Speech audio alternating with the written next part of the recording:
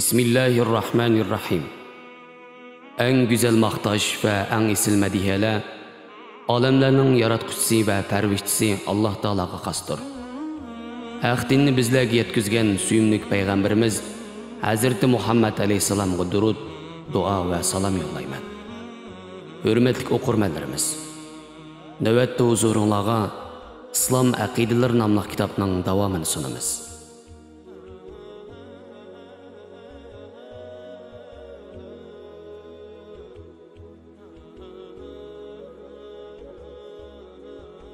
Nifaq. Nifaq degan nima? Nifaq so'zining lug'atdagi ma'nosi ichida bir narsani yushirish deganlik bo'lib, nifaq e'tiqoddagi nifaq va amaldagi nifaq deb ikkiga bo'linadi. E'tiqoddagi nifaq. E'tiqoddagi nifaq tilda musulmonlikni so'zlab qo'yib, dilida kufrlikni yushirish demakdir. Mana bu tilimizdagi munofiq so'zining haqiqiy ma'nosidir. Munofiqlarning ziyni va xatari kofirlarnikidan cho'ngdir. Çünkü ular yuşurun düşmandır. Şuna mu munafiqlarning ahiret uçraydigan jazası mu kafirlarnikidan albatta eg'ir bo'ladi. Bu vaqt Qur'oni Karim mundaq degan: "İnnal munafiqina fid-dawkil asfali minan-nar wa lan tajida lahum nasira." Yani munafiqlar dozoqning eng ostingi qavatiga tashlanadi. Ularga hargizmi azobdan qutqazg'uchi madadkor topolmaysan. Munafiqlar har qanday davr ve her qanday joyda tepiladi.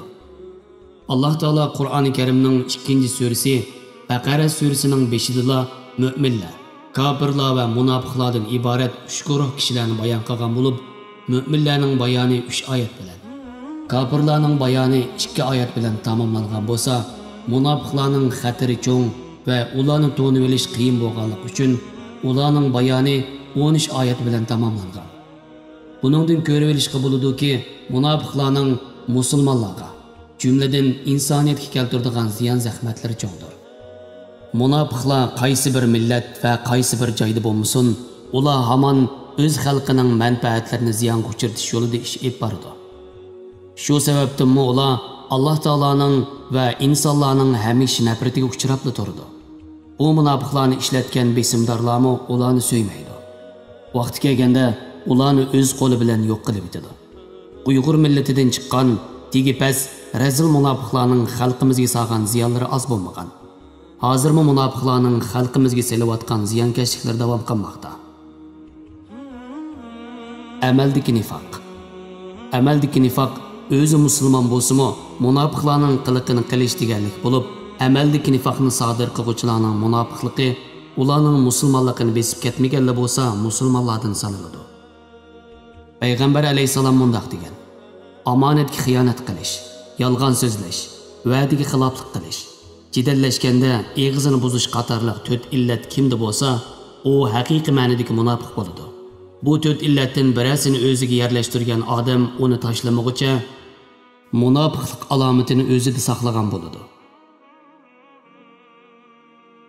E'tiqoddagi nifoq bilan amaldagi nifoqning farqi. E'tiqoddagi nifoq bilan amaldagi nifoqning farqi nima? E'tiqoddagi nifoq bilan amaldagi nifoqning farqlari tovandikicha. 1. E'tiqoddagi nifoq e'tiqodda til bilan dilning birdek bo'lmasligidir. Ammo amaldagi nifoq insonlarga qarata ikki yuzlamachilik qilishdir. 2.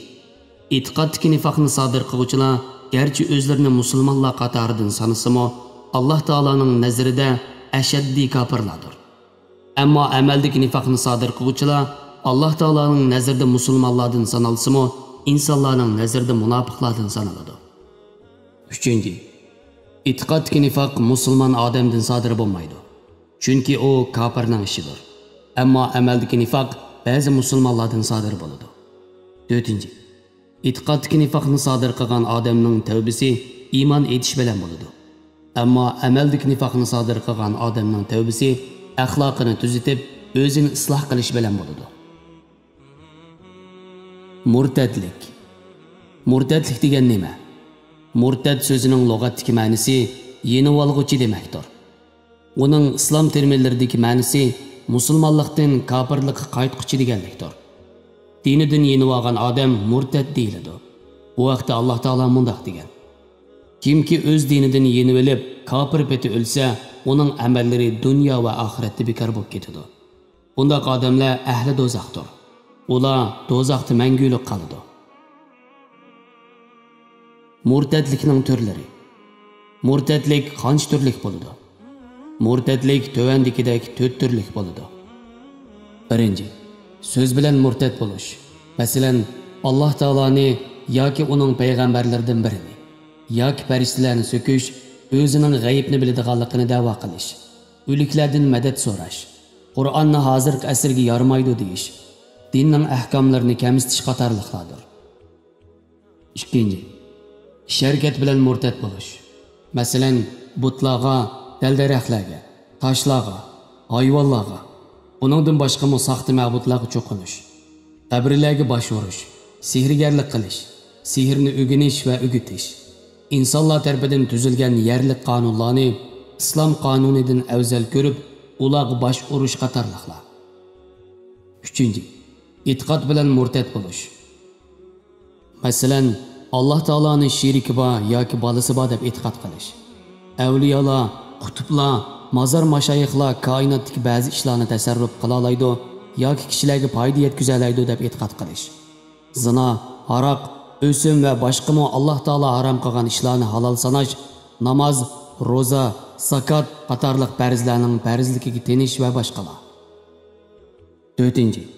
Shak bilan murtad bo'lish. Masalan, Alloh taoloning borligiga yoki Muhammad alayhisalomning haq payg'ambar ekanligiga shak qilish. Qur'onning Alloh taoloning so'zi ekanligidan shaklanish. Islom dinining to'g'ri din ekanligidan shubhalanish qatorliqlar. Murtadning jazosi. Murtadning jazosi nima? Murtadning jazosi oxiratda do'zax o'tida azoblanishdir. Ammo murtadning bu dunyodagi jazosi tovandikicha. 1. Dinidan yenib murtad bo'lgan odam tavba qilib, qaytadan iymon etib musulmon bo'lsa, u musulmonlar uchun diniy jihatdan qarindosh hisoblanadi. Uningga musulmonlarga qilinadigan muomala qilinadi. 2. Murtad bo'lgan odam tavba qilishni xohlamasdan o'zining murtadligida ching tursa, uningga kofirlarga qilinadigan muomala yurgiziladi. Islom qonunlari tatbiq qilinadigan mamlakatlarda bo'lsa, murtadlar agar tavba qilib iymonga qaytmaslikda ching turib olsa va boshqa musulmonlarni ozdirish yo'lini tutsa, uningga iymonga qaytish uchun 3 kun fursat beriladi. Bu 3 kun ichida iymonga qaytmasa va nasihatni qabul qilmasa, u islom jazosi qonunining taqozosi bo'yicha o'ldiriladi. Chunki bundaqlarning islom ahliga keltiradigan ziyni va jamiyatga bo'lgan salbiy ta'siri kofirlar bilan munofiqlarnikidan xatarlik bo'ladi. Jamiyatning sofligini buzish va musulmonlarni qaymoqtirish eng xatarli fitna fasodlardir. Qur'onning ta'biri bo'yicha fitna fasodchilik terish odam o'ldirishdan og'ir jinoyatdir. Shung 3 kunlik fursat ichida tavba qilib, haqiqatga qaytmagan murtadlar o'ldiriladi. Bu vaqt Hazrat payg'ambar alayhisalom mundaq degan: kimki dindan yenib oladi ekan, agar u iymonga qaytishga unamasa, uni 3 kundan keyin o'ldiringlar. 3. Murtad bo'lgan odam murtadlik holati bo'yicha o'lsa yoki o'ldirilsa, u yuyulmasdan, namozi tushirilmasdan dafn qilinadi. Murtadlar musulmonlarning qabristonliklariga dafn qilinmaydi.